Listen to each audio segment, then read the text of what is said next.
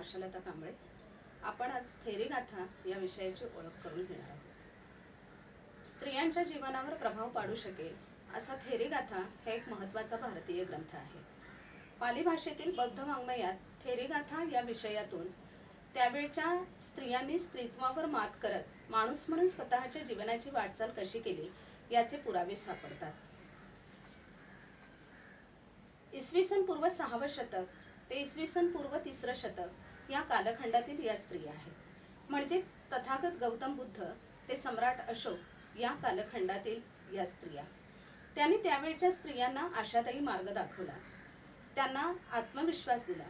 तत्कालीन सामाजिक रूढी, त्यावेळच्या चुकीच्या परंपरा आणि अन्याय अत्याचार याच्या विरोधात त्यांनी यशस्वी लढा दिलेला आहे। गौतम बुद्ध आणि सम्राट अशोक अशा भव्य दिव्य व्यक्तिमत्वाच्या पुढे त्या झाकोळल्या गेल्या नाहीत, तर स्वतःच्या स्वतंत्र तेजाने त्या तळपत राहिल्या।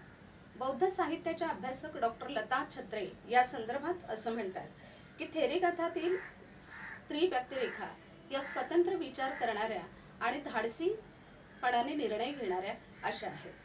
खरं तर स्त्रीने स्वतंत्रपणे विचार करून धाडसी निर्णय घेण्याइतकं सक्षम होणं अशा प्रकारची सर्वच स्त्रीवाद्यांची अपेक्षा असते।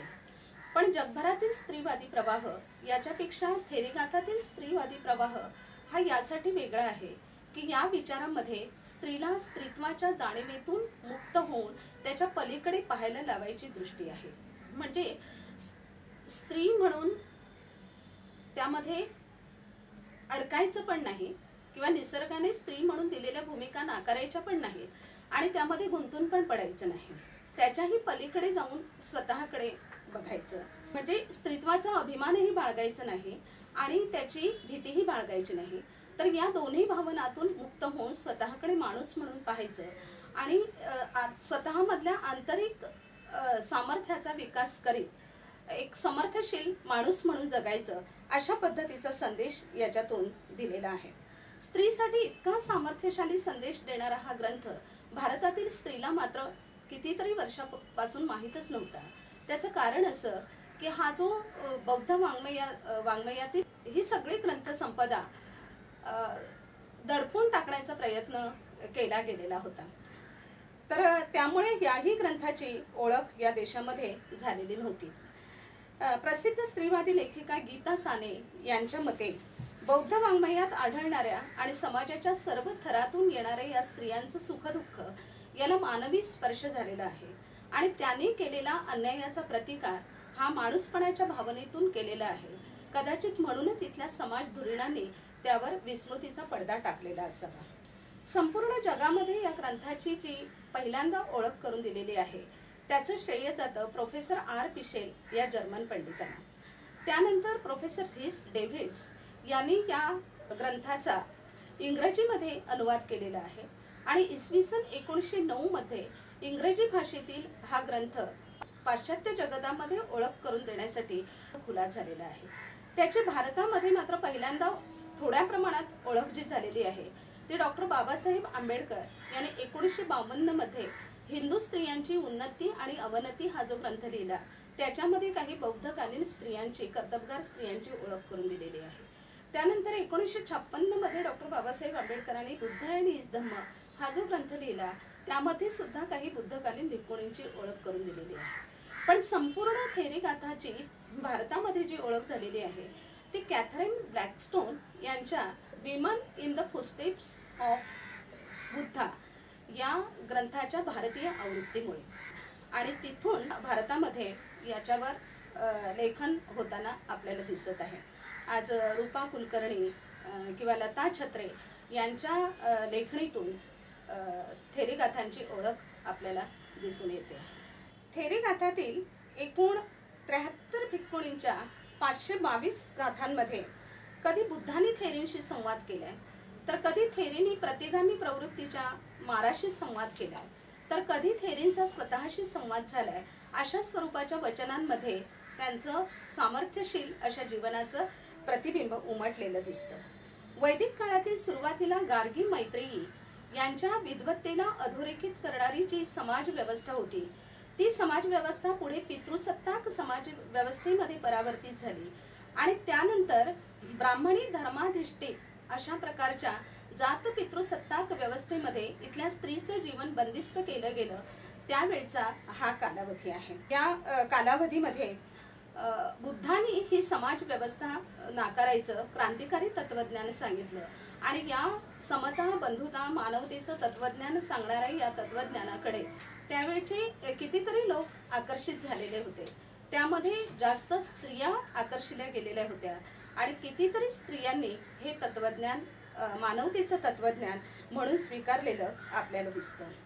तर या ज्या स्त्रिया होत्या या तत्वज्ञानाकडे आकर्षित झालेल्या त्या डी कास्ट आणि डी जेंडर म्हणजे खऱ्या अर्थाने डी कास्ट आणि डी जेंडर झालेल्या आपल्याला दिसतात। थेरीपद प्राप्त व्हायच्या आधी याच्यातल्या कितीतरी स्त्रिया ह्या वेगवेगळ्या प्रकारच्या दुःखामध्ये पिचलेल्या आपल्याला दिसत आहे। भौतिक सुखाच्या आहारी गेलेल्या माणसाचं दुःख आणि स्त्री म्हणून तिच्या वाट्याला आलेलं दुःख अशा दुहेरी दुःखामध्ये या स्त्रिया आपल्याला सापडलेल्या दिसत आहेत।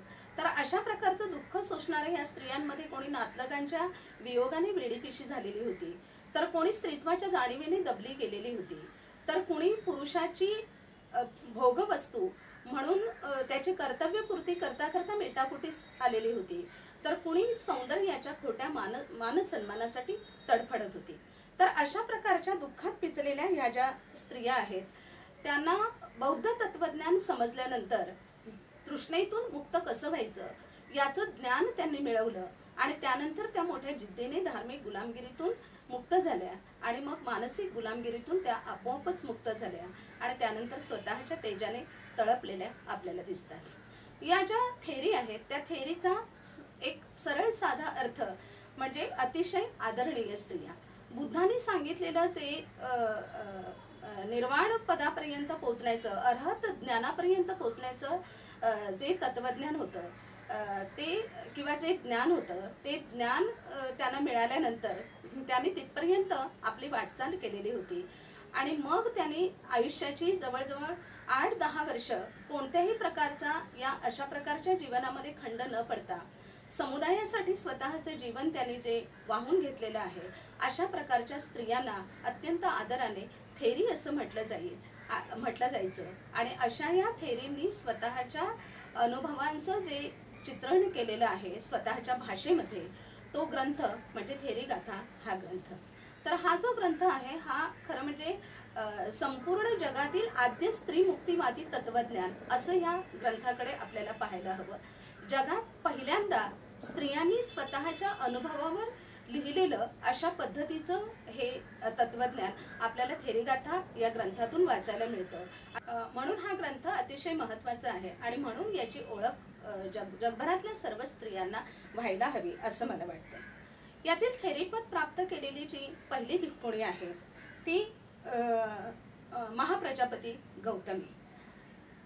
ही कोलीय वंशाची ही कन्या तिने शाक्य वंशाच्या शुद्धोधन राजाशी ज्यावेळी ती विवाहबद्ध झाली तेव्हाच खरं म्हणजे ती जात या कन्सेप्ट मधून किंवा त्या संकल्पनेतून ती मुक्त झालेली आहे। पण स्त्रीत्वाच्या संकल्पनेतून किंवा स्त्रीत्वाच्या गुंतलेपणातून मुक्त होण्यासाठी तिला बुद्धत्व प्राप्त झालेल्या आपल्या मुलाच्या तत्वज्ञानाची ओळख करून घ्यावी लागली। पहिल्या 2 वेळेला जेव्हा ती या भिक्खुणी संघाची स्थापना करण्याच्या मागणीसाठी तथागतांकडे गेली त्यावेळी काही व्यावहारिक कारण दाखवून परवानगी नाकारली गेली, पण तिसऱ्या वेळेला ती कपिल वस्तूहून वैशालीपर्यंत 500 स्त्रियांना घेऊन चालत गेली आणि तेव्हा अगदी आग्रह केला तिने की आम्हाला भिक्खुणी संघ स्थापन करण्याची परवानगी मिळायलाच पाहिजे। त्यावेळेला त्या ज्या स्त्रिया मोठ्या जिद्दीने गेलेल्या होत्या त्याच्यातल्या काही अनवाणी गेलेल्या होत्या, पायात चप्पल नव्हतं, तर धुळीने माखलेला त्यांचा चेहरा किंवा ठेच लागल्यामुळे कुठेतरी पायातून रक्त येत आहे, अश्रूनी डोळे भरलेले आहेत, अशा अवस्थेतल्या या स्त्रिया ज्यावेळी हटून बसल्या की आम्हाला भिक्खुणी संघ स्थापन करायची परवानगी मिळायलाच पाहिजे तेव्हा आनंदाने तथागतांकडे जाऊन सांगितलं की ती तुमची आई नाही का? आणि मग तथागतांनी या स्त्रियांना भिक्खुणी संघ स्थापन करण्याची परवानगी दिली। जगातलं सर्वोच्च ज्ञान मिळवण्याचा मार्ग पहिल्यांदा तथागतांनी स्त्रियांना प्राप्त करून दिलेला आहे। तो मिळवण्याचं सगळंच्या सगळं श्रेय पहिल्यांदा या महाप्रजापती गौतमीकडे जातं. महाप्रजापती स्वतः अत्यंत करुणामयी आणि स्वतःबद्दल अत्यंत आत्मविश्वास असलेली अशी होती. तिच्या प्रजेशी अत्यंत जिव्हाळ्याचे संबंध होते, म्हणून तिला महाप्रजापती असं म्हटलं जायचं. अत्यंत कुशल होती ती संघटन बांधणीमध्ये. त्यामुळे या भिक्खुणी संघामध्ये ज्या एकूण स्त्रिया होत्या त्या वेगवेगळ्या थरातून आलेल्या स्त्रिया होत्या. म्हणजे अगदी उच्च कुळातल्या स्त्रिया होत्या, तशाच अगदी खालच्या समजल्या जाणाऱ्या अशा समाजातल्या स्त्रिया होत्या. कुणी खूप बुद्धिमान होतं, तर कुणी तेवढी बुद्धिमत्ता नसलेलं अशा पद्धतीचं होतं. कुणी गुन्हेगारी प्रवृत्तीच्या पार्श्वभूमीतून आलेलं होतं. पण अशा पद्धतीच्या ह्या सगळ्यांना एकत्र बांधण्याचं काम महाप्रजापती गौतमीने केलेलं होतं. आणि दुसरी गोष्ट म्हणजे त्या सगळ्या एका समान पातळीवर आलेल्या होत्या.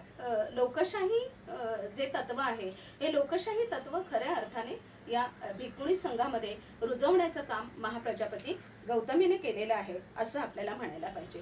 तर यामध्ये ज्या थेरीपद प्राप्त झालेल्या ज्या स्त्रिया आहेत त्याच्यातल्या प्रातिनिधिक स्त्रिया बघत असताना पहिल्यांदा खेमाराणीचं उदाहरण आपण घेऊया की खेमाराणी ही मगधराज बिंबिसार राजाची राणी होती.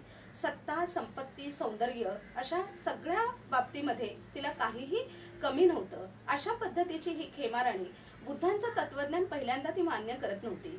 पण मगध राजाने तिला एकदा वेळूवनामध्ये तथागतांचं प्रवचन सुरू असताना तिला मोठ्या कौशल्याने तिथपर्यंत नेलं.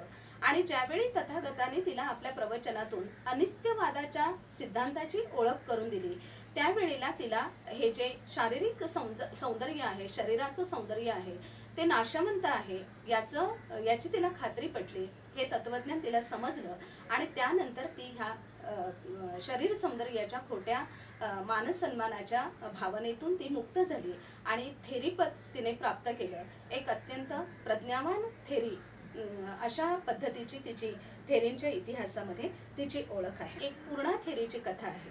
ही पूर्णा थेरी अनाथ पिंडकाच्या घरी दासीचं काम करत होती आणि दासीचं काम करत असल्यामुळे तिला भल्या पहाटे नदीवर पाणी भरायला जावं लागायचं.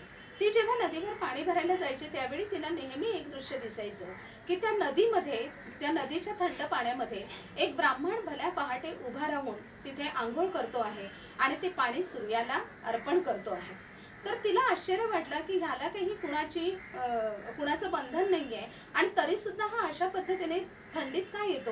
तिने जेव्हा त्याला प्रश्न विचारला तेव्हा त्या ब्राह्मणाने तिला असं सांगितलं की अशा पद्धतीने पहाटे पहाटे नदीमध्ये आंघोळ करून जर का सूर्याला अर्घ्य दिलं तर आपल्याला मृत्यूनंतर स्वर्गात जागा मिळते.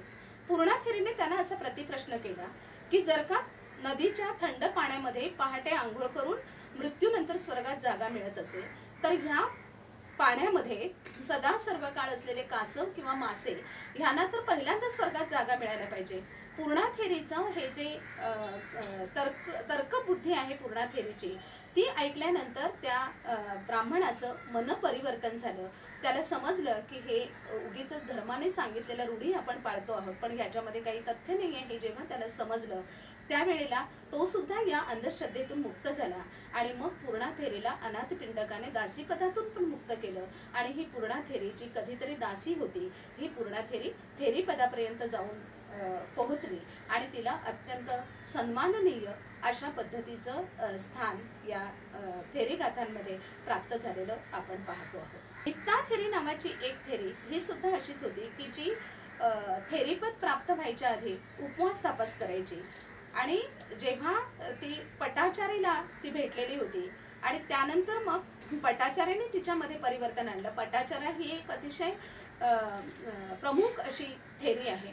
पण जेव्हा चंदा थेरी तिला भेटली त्यावेळेला तिला पण बुद्ध तत्वज्ञानाची ओळख समजली आणि ती ह्या सगळ्या व्रतवैकल्यातून आणि उपवास तपासातून ती मुक्त झाली. ती असं म्हणते की मी चतुर्दशी, प्रत्येक पौर्णिमा, अमावास्या तसेच अष्टमीला 8 व्रतांचा उपवास ठेवीत असे. यामुळे मला देवलोकांची प्राप्ती होईल अशी समजूत होती. परंतु आता मला देवलोकाच्या प्राप्तीची आशा नाही कारण मी माझ्या हृदयातील सर्व चिंता आता दूर केलेल्या आहे. तर अशा पद्धतीच्या ह्या ज्या थेरीगाथातल्या स्त्रिया आहेत की ज्या या सगळ्यातून व्रतवैकल्यातून आणि अंधश्रद्धातून मुक्त झालेल्या आहेत. याच्यामध्ये अगदी सामंतांच्या कन्या किंवा राजांच्या कन्या आणि ज्या अतिशय दरिद्री घरातून आलेल्या आहेत, चांगल्या घरातून आलेल्या आहेत, अशा सगळ्या प्रकारच्या स्त्रिया ह्याच्यामध्ये आपल्याला पाहायला मिळत आहेत. तर याच्यातली सोमा थेरी जी आहे, त्या सोमा थेरीचा एक संदेश अतिशय महत्त्वाचा आहे, जो सगळ्या स्त्रियांनी लक्षात घ्यायला पाहिजे.